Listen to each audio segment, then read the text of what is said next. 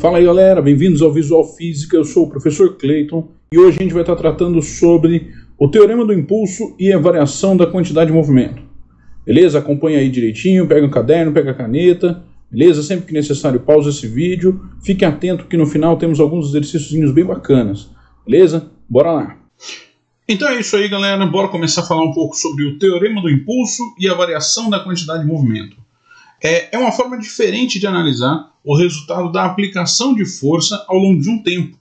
Nós temos o hábito de analisar cinematicamente e dinamicamente. Aqui faz parte do que a gente chama de dinâmica impulsiva, que vai verificar então qual é o resultado da aplicação de uma força ao longo de um tempo. Como nesse caso aqui, temos um taco, por exemplo, que vai acertar um disco. O que a gente sabe, né? A gente sabe que esse taco, ao acertar o disco, ele vai aplicar aqui uma força. Então existirá uma interação entre o taco e o disco.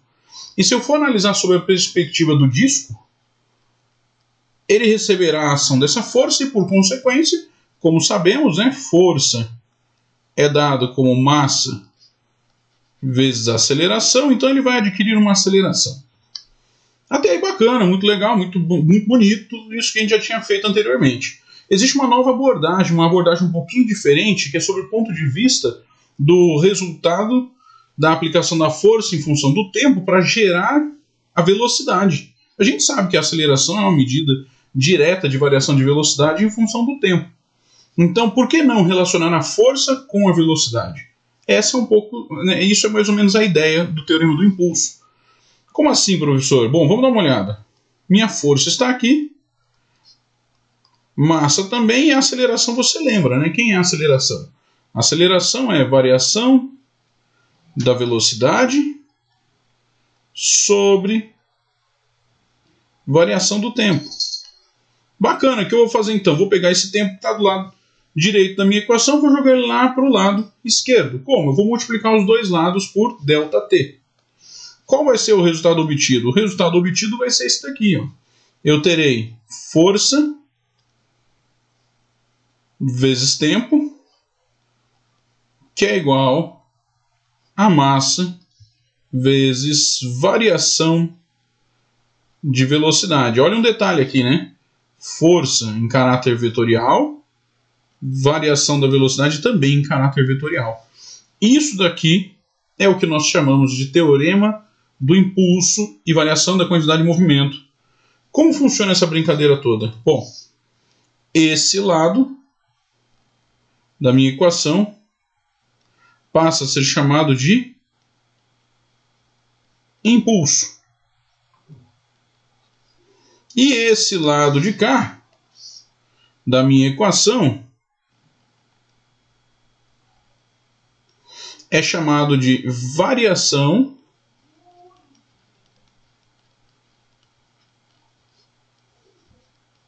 da quantidade de movimento.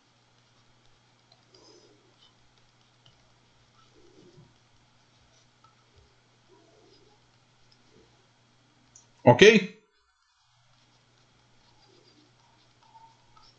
Claro que isso também vai depender, né, da sua literatura, de que tipo de livro você está usando para estudar.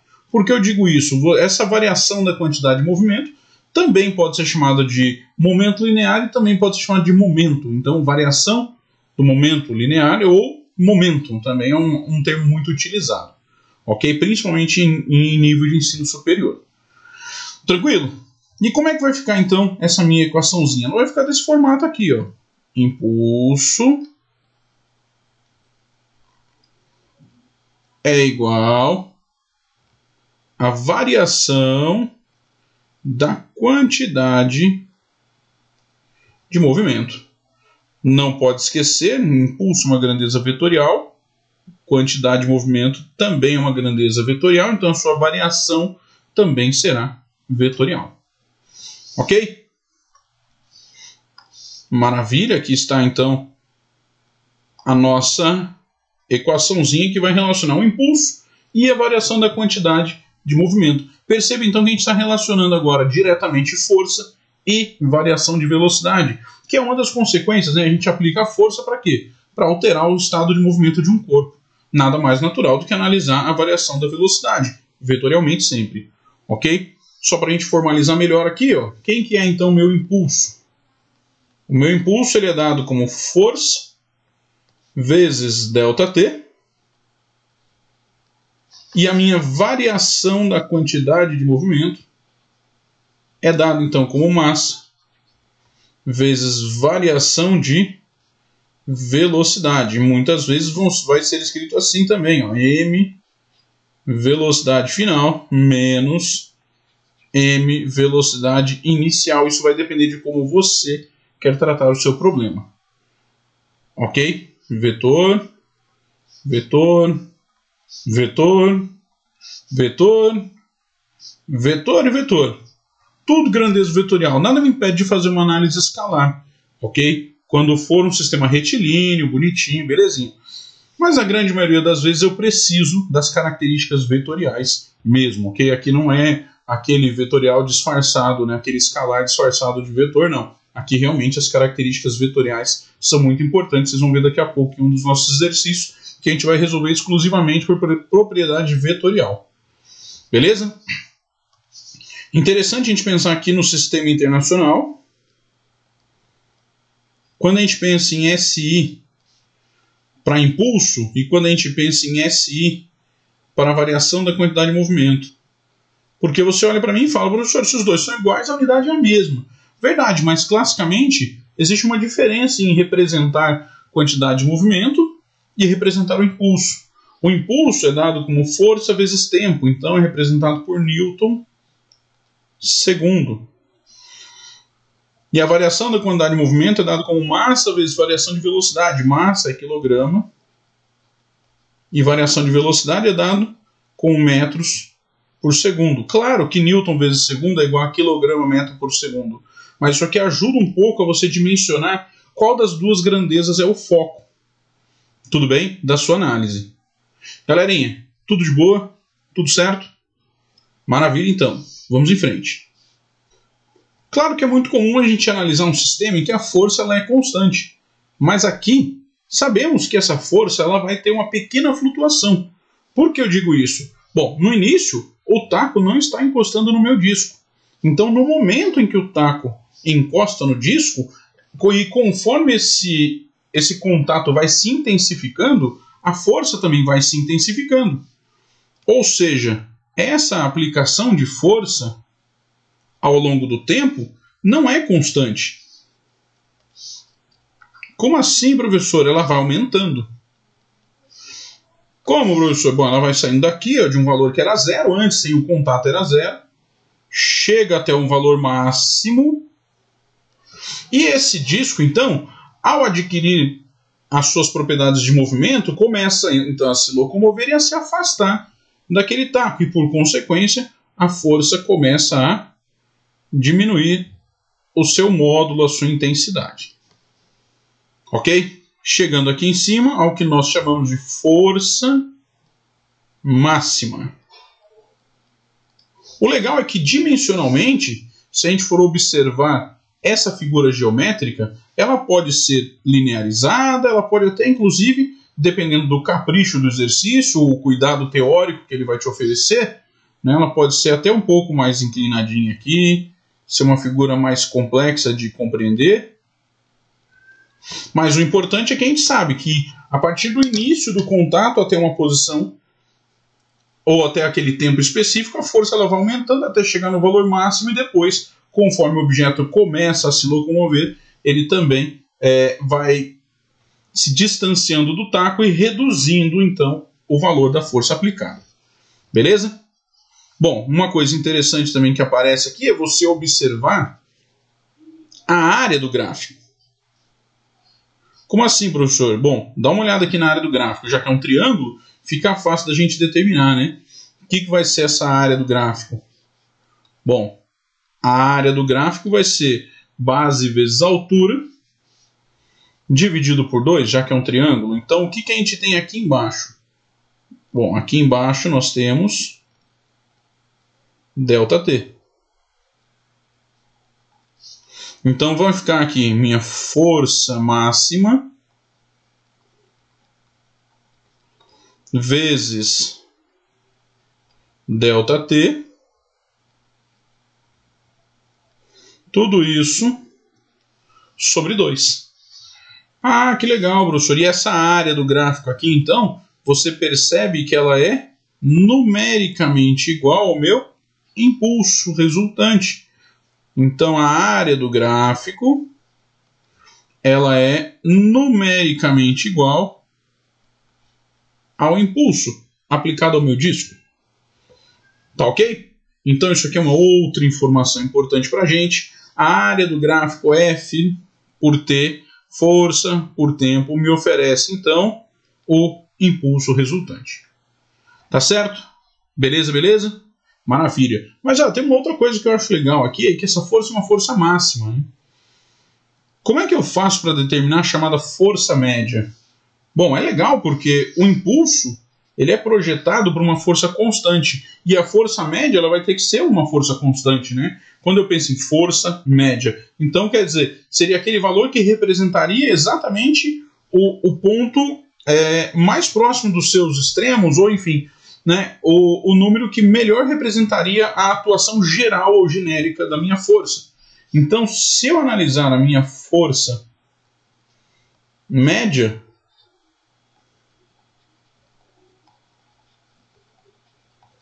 vezes o tempo, ou no caso a variação do tempo, isso vai ser o meu impulso. E o legal é que eu já sei quem é o impulso pela área do gráfico.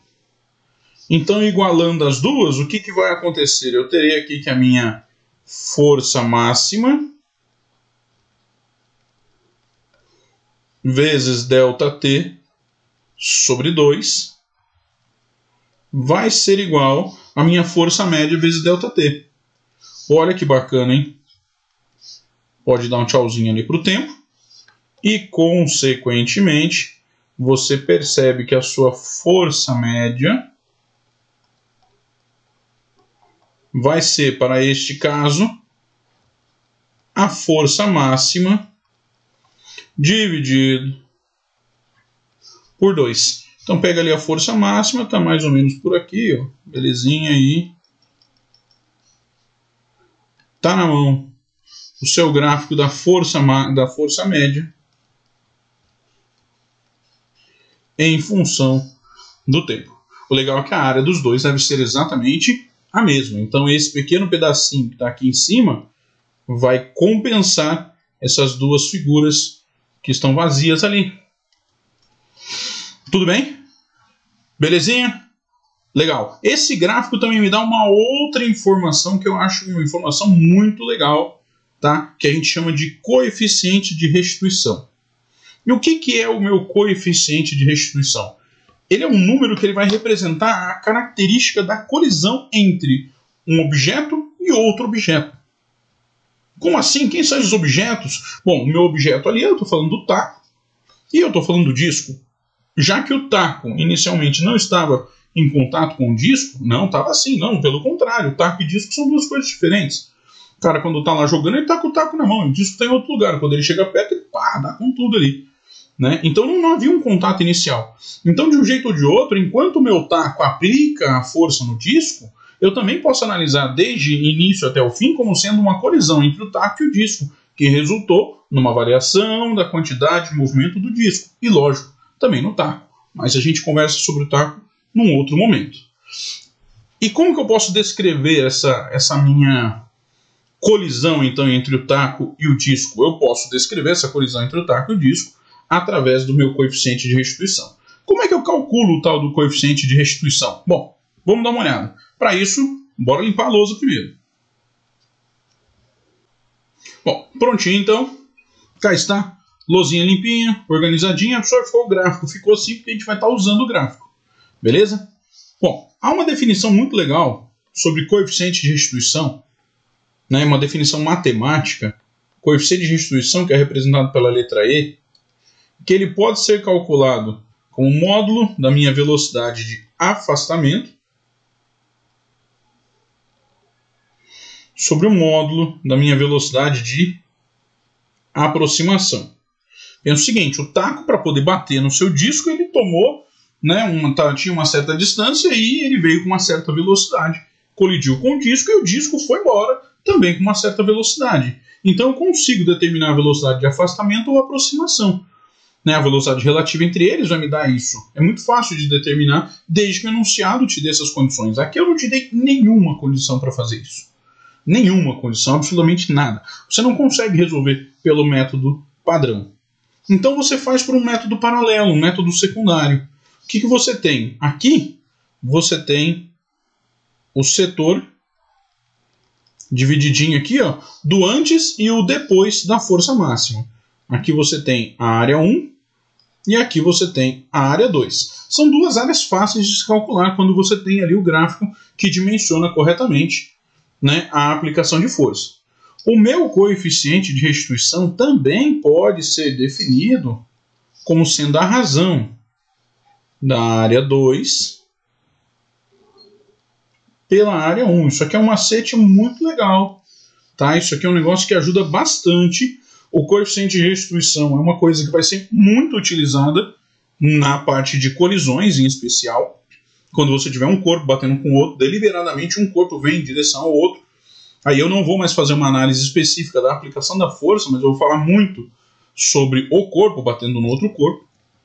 Mas quando eu tenho uma condição dessa, né, da aplicação de força específica, né, seja ela de um corpo batendo no outro, uma bolinha batendo numa parede, uma bolinha que caiu, bateu no chão e voltou, por exemplo, dá para a gente falar em coeficiente de restituição também, desde que haja uma colisão.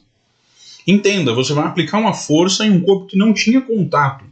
Obrigatoriamente, isso vai ser caracterizado como uma colisão. Ah, não, eu faço bem devagarzinho e depois eu volto. Isso também pode ser caracterizado como uma colisão. Claro que vai mexer ali no meu coeficiente de restituição, mas vai ser caracterizado como uma colisão também. Ok? Ah, professor, mas ela não vai ser muito violenta, não vou chamar de colisão.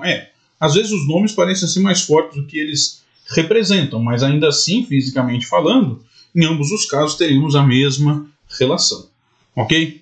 Então aqui, para poder determinar isso corretamente, você vai precisar do intervalo de tempo para atingir a sua força máxima e o intervalo de tempo para reduzir da sua força máxima. Vamos chamar também de T1 e T2. Então você precisa do diagrama F por T. Beleza? Vamos ver como isso se encaixa no exercício então? Vamos lá. Tá na mão, nosso primeiro exercício. Vamos ler com calma, ele diz assim, ó, um bloco de 1 kg se aproxima da parede com velocidade de módulo igual a 8 metros por segundo. Está aqui no cantinho o desenho, beleza? Durante o choque, a força exercida pelo bloco varia linearmente com o tempo, como mostrado no diagrama F por T abaixo. Desprezando qualquer ação de força de atrito, determine. Entenda que essa força aplicada pelo bloco, né, a parede também vai ter que devolver. Beleza? Mas tudo bem, vamos lá. Ele coloca lá, letra A, o impulso transmitido ao bloco entre o início e o fim do contato com a parede. A gente já aprendeu a fazer isso, né? Como é que a gente faz? A gente determina pela área do gráfico. Então, o que eu sei? O meu impulso, ele é numericamente igual à área do gráfico. Isso vai ser, então, base vezes altura dividido por 2. A base vai de 0 a 6, isso dá 6. A minha altura vai de 0 a 4, 4, tomando os devidos cuidados. Por quê? Eu tenho aqui o meu milissegundos. Então eu tenho que multiplicar por 10 a menos 3. E eu tenho aqui o meu quilonewton. Então eu tenho que multiplicar por 10 a terceira. Beleza? Tudo isso aqui dividido por 2. A parte boa é que o 10 a menos 3 vezes 10 a terceira dá 1. 6 vezes 4 dá 24, dividido por 2, isso dá 12 newton segundo. Não é newton por segundo. Newton por segundo é outra coisa, que é newton segundo. Ok? Item A feito, olha o item B. A velocidade final do bloco após a perca de contato com a parede. Então nós teremos impulso igual a variação da quantidade de movimento. Está na mão. Como vai ficar isso? Continuando aqui, ó. Meu impulso eu sei. Vale 12. Beleza? Vamos lá. quanto que vale a massa? Massa está aqui, vale 1. Vezes velocidade final menos a minha velocidade inicial. Ok?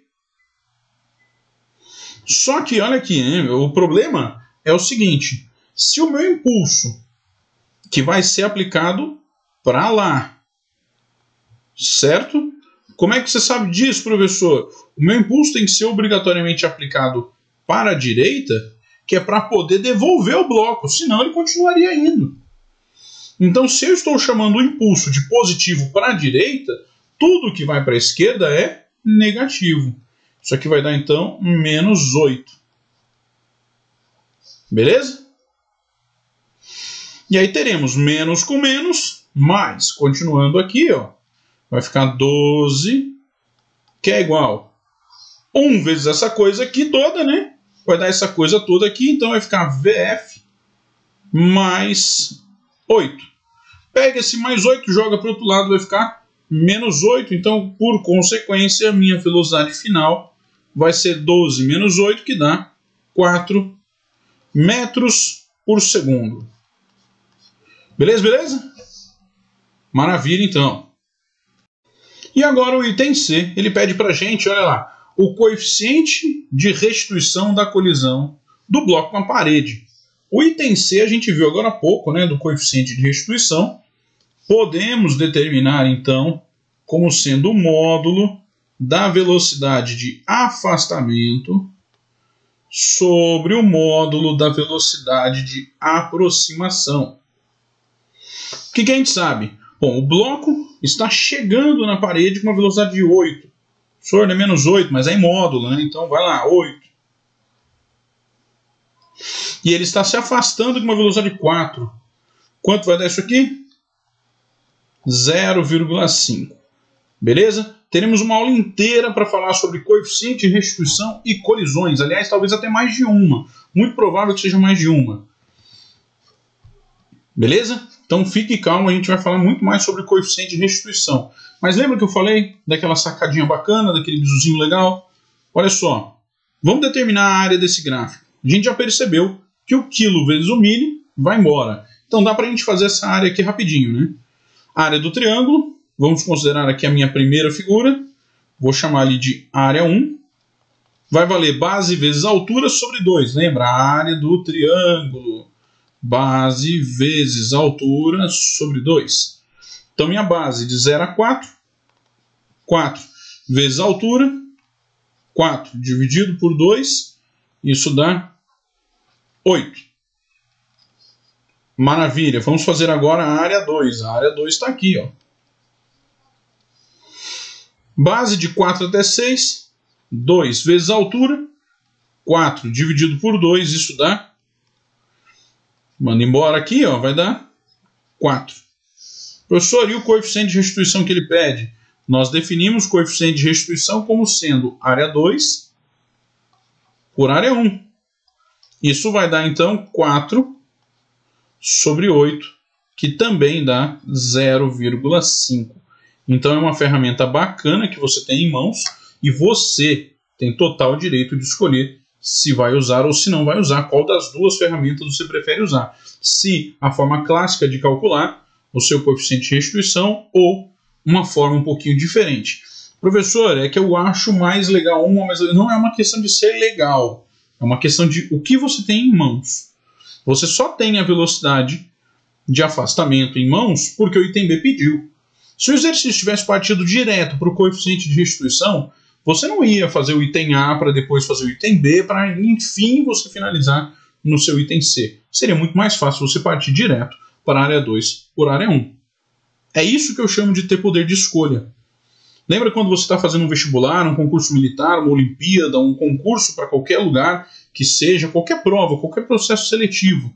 Você tem 2 preceitos básicos. O primeiro, você tem que acertar exercício. O segundo, você tem que acertar rápido, porque eles te dão uma média de 3 minutos, 3 minutos e meio por questão. A prova da especialistas da aeronáutica, por exemplo, dá uma média de 2 minutos e 40 segundos, às vezes até menos. Então é uma coisa que nos preocupa bastante, é o tempo. Por isso esse tipo de ferramenta acaba sendo muito legal e muito útil. Beleza? Esse foi só o exercício 1, vamos para o 2. Segue aí. Está aqui meu exercício 2. Ele fala assim, ó, uma bola de bilhar de massa igual a 0,5 colide com a parede da mesa, conforme a figura abaixo. Está ali a minha figurinha. Alterando o módulo da velocidade de 8 metros por segundo para 6 metros por segundo, determine o impulso resultante aplicado à bolinha de bilhar. Beleza? Aqui tem uma vírgulazinha, ó, você não tinha visto, ó, tá vendo? Ó, agora você está vendo, né? Tem ali a vírgulazinha. Beleza? Então vamos lá. O que eu sei? Que o meu impulso, que é o que está sendo pedido, é igual à variação da quantidade de movimento. Ou seja, isso é a minha quantidade de movimento final menos a quantidade de movimento inicial. Beleza? Beleza? Bom, eu já sei que isso também pode ser escrito como mVF menos mV0. Então eu sei que o meu mVF equivale à minha quantidade de movimento final e o meu mV0 equivale à quantidade de movimento inicial. Logo, quantidade de movimento é dado como massa vezes velocidade. Maravilha! Então, o que eu tenho que fazer agora? Eu tenho que analisar vetorialmente a minha quantidade de movimento final menos a inicial. Ok? Só que nós não subtraímos vetores. Então, para a gente é mais fácil analisar que o impulso ele é igual à quantidade de movimento final mais menos a quantidade de movimento inicial. Professor, o que vai mudar isso? Você vai ver agora. Para onde vai estar apontada a minha quantidade de movimento final e para onde vai estar apontada a minha quantidade de movimento inicial? Primeiro, o enunciado ele me deu dois valores de velocidade. Então vamos calcular essa quantidade de movimento. Ele me deu 8 e 6. Então, quantidade de movimento inicial, que vale massa vezes velocidade inicial, vai valer massa 0,5, lembra da vírgula que vocês não tinham visto, está ali em cima, né? Vezes a velocidade que é 8. Isso dá então um total de 4 quilogramas metros por segundo.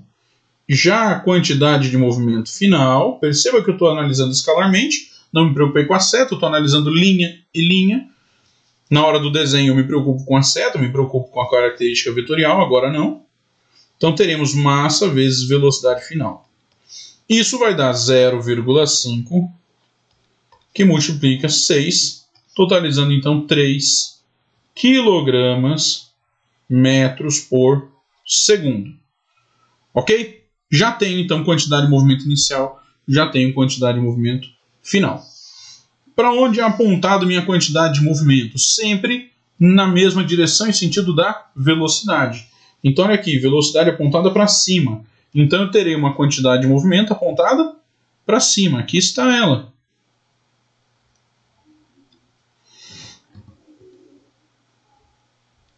Ali está o meu vetor, quantidade de movimento final.